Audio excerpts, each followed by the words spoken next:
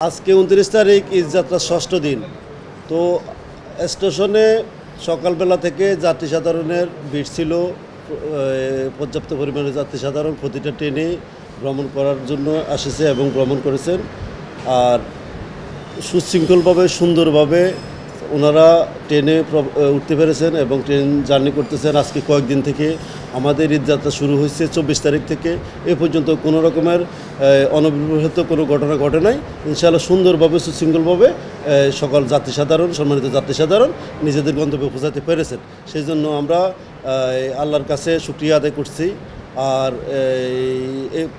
এইভাবে আগামীকালকেও যাতে সুশৃঙ্খলভাবে ভালোভাবে যেতে পারে সেই ব্যাপারে আমাদের প্রস্তুতি আছে। চাঁদে যাত্রীর বিষয়টা আসলে সার্বক্ষণিক আপনারা দেখছেন এফিবিএন সদস্য, আরএমবি সদস্য, জিআরবি সদস্য সার্বক্ষণিক চাঁদ থেকে যাত্রী নামানোর প্রচেষ্টা করতেছে। এরপরও রানিং ট্রেনের ভিতরে যদি কেউ দু একজন উঠে যায় সেক্ষেত্রে তখন যদি নামানোর চেষ্টা করো এটা জীবনহানির ঘটনা ঘটতে পারে। সেজন্য আমরা এটা নিরাপদ যাত্রার ক্ষেত্রে বা নিরাপত্তার ক্ষেত্রে সেক্ষেত্রে রানিংয়ের ক্ষেত্রে আমরা আর এই ব্যবস্থাটা সচরাচর নিতে পারি না, নেওয়া যায় না। আর এয়ারপোর্ট এবং সামনের যে স্টেশনগুলোতে যেটা বলতেছেন সেক্ষেত্রে সেই সব স্টেশনগুলোতে আমাদের ঢাকা স্টেশনে যতটুকু আরএমবি, পুলিশ, জিআরপি আছে অত হিউজ পরিমাণে হয়তো নাই, যার জন্য কিছুটা কোথাও সামান্য হয়তো লিকেজ থাকলে সেখান থেকে প্রবেশ করে ফেলে। আপনারা আমাদের মেন গেটে দেখছেন আমাদের একজন যুগ্ম সচিব মহোদয় উনি সেখানে ফ্রড টিকিট জরিমানা করছেন এবং স্টেশন থেকে বের করে দিচ্ছেন, বেশ কয়েকজনকে জরিমানা করছেন। ফ্রড টিকিটের বিষয়টা আসলে এটা টিকিট বলা যাবে না, এটা হলো কম্পিউটারে এডিট করি একটা টিকিটকে প্রিন্ট করি, কম্পিউটারে এডিট করি যে টিকিটটা দিচ্ছে। একজন যাত্রী কতটুকু অসচেতন হলে এই টিকিটটা কিনতে পারে টাকা দিয়ে?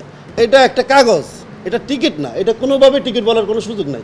এটা ফ্রড একটা কাগজ নিয়ে চলে আসতেছে একজন মানুষ। আমি ঈদযাত্রার প্রথম থেকে আমি এবং আমার রেলওয়ের কর্মকর্তাবৃন্দ এবং আমাদের রেলওয়ের ওয়েবসাইটে এবং আমরা আপনাদের মাধ্যমে ফ্রেশ ব্রিফিংয়ের মাধ্যমে, ফ্রেশ নোটের মাধ্যমে বিভিন্নভাবে সচেতন করার চেষ্টা করেছি যে আপনারা রেল ওয়েবসাইট ছাড়া এবং রেল সেবা অ্যাপ ছাড়া টিকিট ক্রয় করবেন না।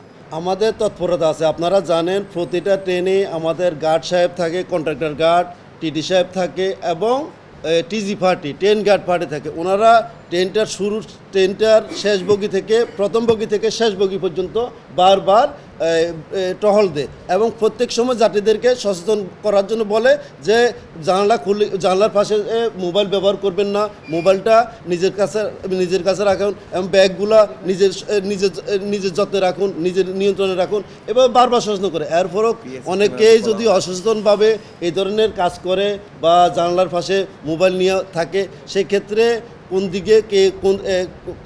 কোন দিক থেকে চিন্তায় হচ্ছে বা হয়ে গেল এটা তো আসলে আমাদের আর্থসামাজিক অবস্থার উপর বিবেচনা করেই আপনারা বুঝতে পারবেন। ট্রেন নিয়ে কোনো বিড়ম্বনা নেই, ট্রেন সময় মতো আসছে, আমরা খুব স্বাচ্ছন্দ্যে বাড়ি যেতে পারছি, কোনো ভিড় কিছু নাই, জ্যাম কিছু নাই।